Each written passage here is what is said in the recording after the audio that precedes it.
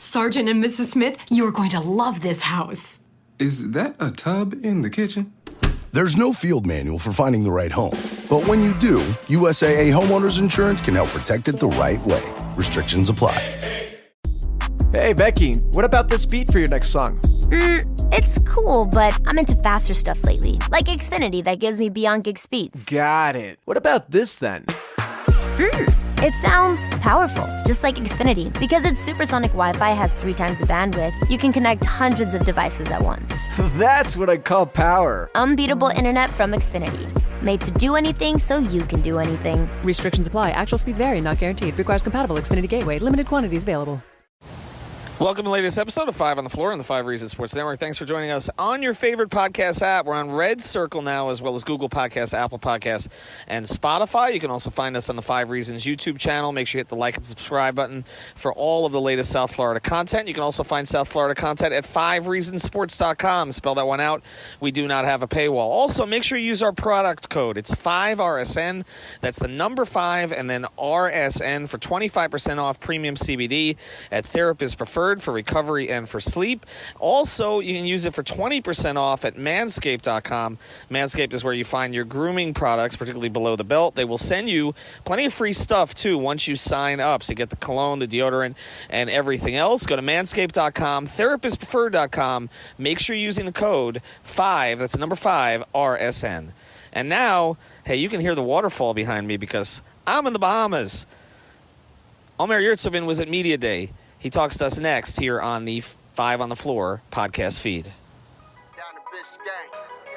Yeah. 5 on the floor, ride for my dogs. Where here's the thing, you can check the score. Hustle hard, couple scars, wearing bubble frogs. Just like Butler said, you in trouble, y'all. Kept the floor playing, got it all banned. Y'all seen the block, stop with one hand. And Pat we trust, it's power, have the guts. We're here to bring the heat, y'all can hang it up. Welcome to 5 on the Floor, a daily insider show on the Miami Heat and the NBA, featuring Ethan Skolnick, Greg Sylvander, and Alex Toledo, plus others from the 5 Reasons Sports Network.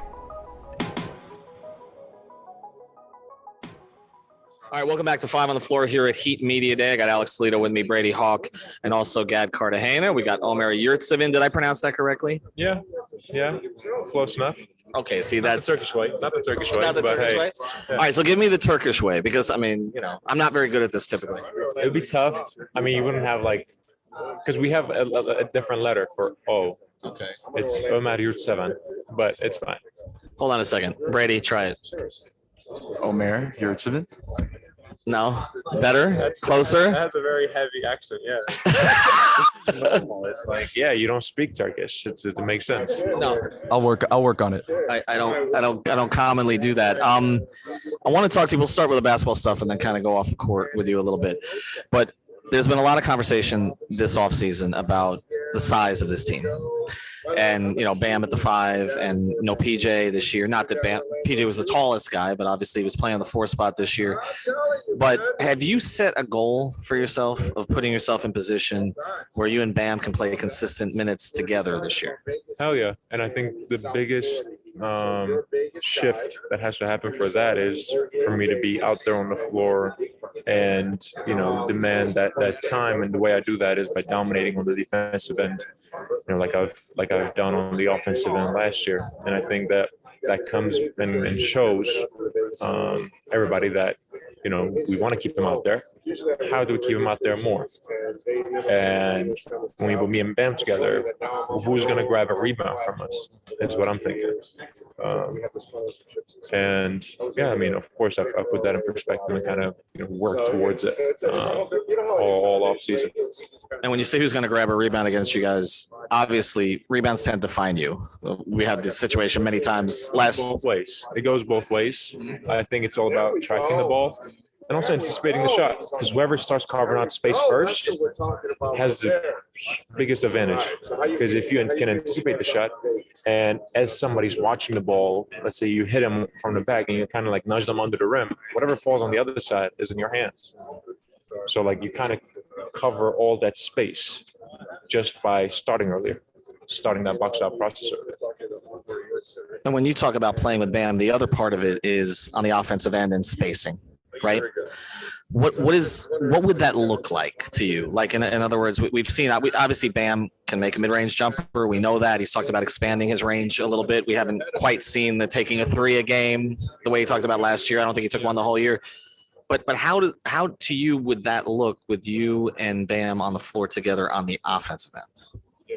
I do think he's capable, but I think I am extremely capable as well of shooting and extending that range. And once you do that, the whole, floor spaces out. And, that's when you have guys like Jimmy and Kyle who can literally penetrate through defenses, and people won't be able to come or on a full rotation or send 2 guys on a full rotation. So, we'll take a lot of load away and, help out a lot of guys and help them kind of take some pressure off them, because a lot of teams won't be able to, like I said, send 2-3 guys to defend one guy, which, Jimmy battled with at times last year. We'll get to Brady's questions here in a second, but one more on this. You talk about expanding your range. I was to say to you, where are you comfortable to right now? 15 feet, 18 feet, like what? Totally more line. And anywhere, not even corner, like not just corners, anywhere. Just top of the key, trailer, running in, flaring to the slot, flaring to the wing, flaring to the corner, backing out to the corner. I don't know, like I've worked on and repped out all those situations in game speeds many times this offseason. So, I would say I'm comfortable with any of those shots. Spoelstra always says to guys, take the shots. We want you taking more threes. Has he encouraged you to expand your range in that way? Does he want you taking all those looks? I think so. And that's been like the biggest thing, because I guess we talked and we were talking and he said, you got to hit 80% by training camp. And I am right now. I am at 80%. And I do want to get it to 90% so that on a bad day, I shoot an 80%. And that's my competitive side, to just show that I am capable, that I am at that level. And hearing that from him gave me that encouragement to show him that I can shoot above 80%, and just that he can, trust me in the game too, to give me that opportunity. But I think it's not nothing is ever given. It's all earned here. So I'm gonna have to earn it again. Staying on the offensive side of the ball, it feels like one of the things that goes under the radar with your game is your passing. I think back to the game last year in Phoenix where you had about 7 or 8 assists and you were used in post splits and different things playmaking wise. Are there things you're picking up from Bam just being a top kind of big man passer? And do you think you can be utilized that way this season, more as a playmaker at times? Yeah, I think me and Bam play very differently though, especially the passing position, like facilitating. But that's a good detail that you kind of caught, because I could have had a triple-double that game easily. And I think the biggest shift was when, all right, we want to put Ayton in actions, but also they're so bad defending off-ball actions. So let's attack that. So we find a big weakness and you work it until it doesn't work. So we kind of like started working it, and every kind of like either it was a single cut or a curl cut or a double cut, we would find there would be an open guy. It would be like a small opening, but I did a good job, finding that gap, and that, won that game for us when Phoenix was going like on a 42-9 record, given their 10th loss of the year. But yeah, I mean, I think it's not like I saw it from Bam, because his style is more different. He kind of like dribbles into it as he gets it in transition or a defensive rebound. He just dribbles into it and kind of starts facilitating from there.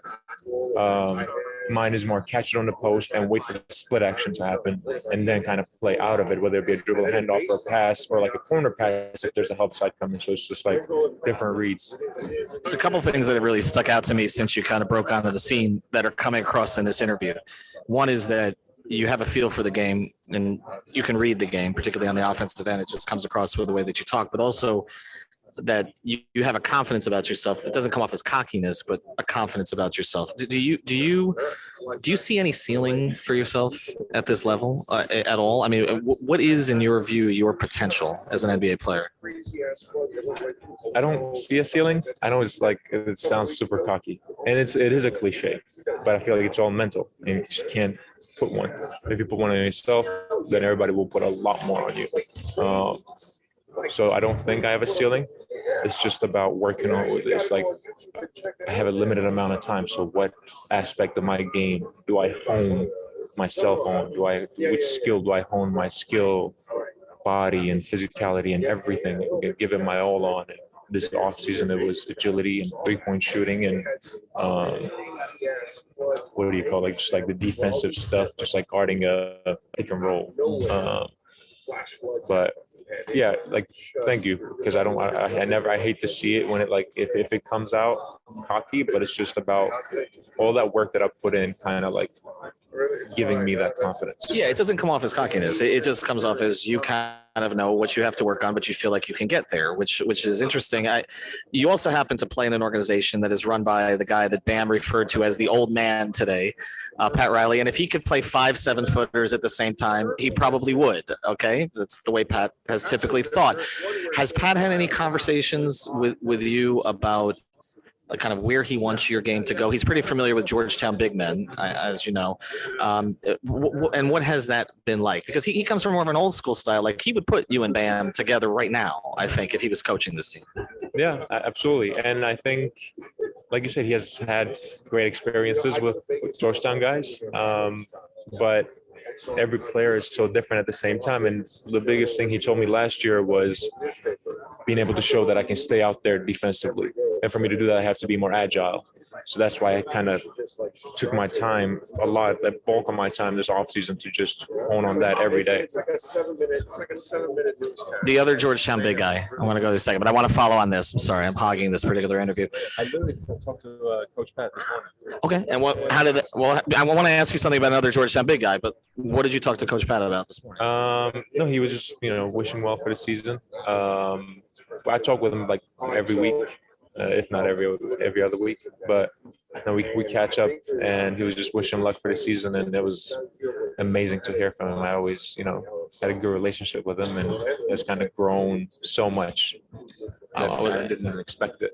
And I mean, a lot of battles here against this particular organization that he had, but the guy he battled, one of his best friends, Alonzo Mourning, has been working with you pretty extensively. Zoe was known for defense first. The offense kind of came over the course of his career. What does he drill you on the most when he talks to you or when he works with you or anything like that? The biggest thing I've realized is being a force.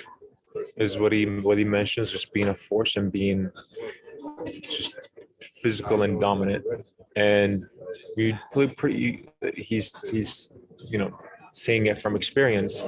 And the biggest thing is being able to literally clear guys out of the way and get every single rebound. And if somebody comes in to paint, they have to know your presence. You have to be the anchor in there. And he did it with such a dominant force that I see where he's coming from, and I've seen his tape. And, I want to have that level of dominance on the defensive end, blocking every shot, or whoever comes in. Like, if there's a big guy coming in, like, they're not going to be able to go through you at any point in time. Everybody's going to have to take a difficult shot over your hand. And if they make it, good. They'll have to try it again, and they have to make that tough shot over and over, and that's going to reflect on percentages. So, his mentorship has been amazing, and, his input is like priceless because of the experience that he's had. So, Omer, I think it's interesting hearing you talk about all this when you talk about agility, your shooting, playing with force, wanting to, earn more minutes in the rotation. And I think it's interesting, right? Like, you're seeing a trend in the NBA where for the past decade or so, teams have been downsizing and winning titles that way. But in the past couple of seasons, you've seen the other way, happen with, you've seen the Bucks won the title with Giannis and Brook as their main front court. We saw Boston, what just happened with them, and Horford, Robert Williams, and the success they had with that front court. You also talk about Cleveland, right? This upcoming team with Mobley and Jared Allen. These teams are not necessarily shying away from playing two somewhat traditional bigs together. Now, it's a lot of skills between those bigs that I mentioned, but what I want to know from you is, what do you think? Because you and Bam, Dedmon and Bam, I think total got 32 minutes, right, between the both lineup machinations right there. So I want to know from you what it would take for those lineups to be played more often, you with Bam, for those lineups to be effective. What do you have to do for Spo to just, run that more often? I mean, it's, I think, simple as it's complex. I have to dominate defensively. And I think once I do that, like it happened last year, like Caleb stayed on the floor because of his impact on defense. And it was like, we can't really take him off there because we want him to have that aggressiveness on defense and be able to like make guys, the short guy, like Trey, or like any kind of guard, shooting guard you can find, be in that tough position and have that tough, agile, shifty defender on him because he pushed that pressure. So you want to have that kind of presence, that kind of dominance, and that kind of aggressivity that will give you that feeling where it's like, I want to leave him out there. How do we leave him out there? Right. We want to put Bam in the game too. Let's put him beside him. So I think it's just, showing that as number one. And I think that's going to take care of the rest. And to that end, when you have people out there saying, which has been the conventional wisdom on sort of from fans right now, that that this team needs to find a 4. That's what we've heard the whole offseason. No PJ, they got to find a 4. Do you look at it and say, and I don't want to make you sound cocky here, but do you look at it and say, we potentially have a 4? It could be Bam Adebayo, because I'm going to be playing the 5. We have one of the most dominant 4s in the league. Like Bam is extremely dominant on both hands, and he is a 4. I think a lot of fans would agree with you on that, right? No, we definitely got to follow up on that, because that's definitely been, I don't know, how active you are on social media as far as what people say, but like a lot of fans have been pushing for, you and Bam to play together, or Bam and Dedmon to play together, in the sense of like, oh, Bam is a 4, like you're saying. And it's very controversial because like there's very much two sides to it, where people are like, no, Bam is a 5 in today's game. Bam is a 4 in today's game. To me, in my opinion, I think he's kind of a hybrid big. It doesn't really matter what position he plays. It's about what he does, the actual role he's playing when he's on the court. And so I do think, those minutes with you and Bam could work together. And I think it would be kind of an interesting switch up for Spo to work with, considering it's not something that we saw much of last season, like I said before. And so, again, what do you think that makes him like a true 5 at the same time?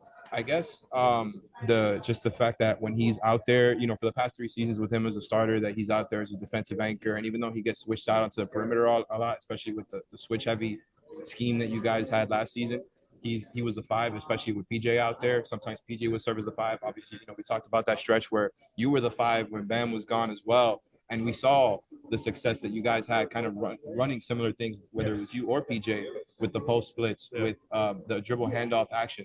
And so that's why I do think there is space for you guys to play together. And that's why I just wanted to hear more from you. But it's really interesting to hear you declaratively say Bam is a 4. Could you go more into that? Oh, no, I mean, like the game right now is positionless. So there's no such thing as like 4 or 5. That's why I asked, like, why do you think he is a 5? That's why I think he's a hybrid big. It's not necessarily one position or the other. But like when you go against guys that are literally like 40, 50 pounds heavier than him, like Nurkic or Embiid, or I don't know, you name it, like Lopez, right? In the Bucks series, like all those guys have an advantage because they're taller and they're just bigger and stronger. And I think you need a 7-footer to go against a 7-footer. Like I think that's the way you kind of eliminate that aspect of the game, so that Bam can use, because he's going overtime when he goes against those big guys. So is it fair to say that your presence, if you can emerge in this, will allow Bam to be his best self? Is that kind of? So. Yes, absolutely. I think hopefully I'm going to, add years to his career. But yeah. That's a good place to go. All right. Before we close though, you have to try to pronounce Omer's name better than we did. Do it again one more time. Alex is going to. Omer Yurtseven. Closer. I'm gonna edit that. Are you familiar? Are you familiar kind of with the cult following that you have on social media though? Because you do. I mean, no, you don't. You don't see it. I'm not on social media too much. You post though. Yeah, you post. Yeah. I do, but it's not like Yurtseven. I know you see the love. I like Yurtseven. Yeah, you do like that? Every season is Yurtseven. Yeah. Okay. Is there another nickname that you want for yourself this year or no? No, I've like kind of 07 or 07, I guess. But yeah, I like 07 and Yurtseven and Yurt. I don't know, like them all. All right. Well, we appreciate it. Whatever people are comfortable with. Omer Yurtseven. Close. All right. Thanks for joining us anyway. We appreciate it. Thank you. Thank you for listening to the Five on the Floor on the Five Reasons Sports Network. There's a highway that stretches across the 93 days of summer, where worship isn't offered to the sun, but to the smoking tire, the S-curve, and the spin turn. And if you ride it, make sure you do it in a Dodge Charger, Challenger, or Durango. 'Cause on this highway, the lines being blurred are the ones between drivers and demons. Welcome to Highway 93. Dodge is a registered trademark. There's a highway that stretches across the 93 days of summer, where worship isn't offered to the sun, but to the smoking tire, the S-curve, and the spin turn. And if you ride it, make sure you do it in a Dodge Charger, Challenger, or Durango. 'Cause on this highway, the lines being blurred are the ones between drivers and demons. Welcome to Highway 93. Dodge is a registered trademark.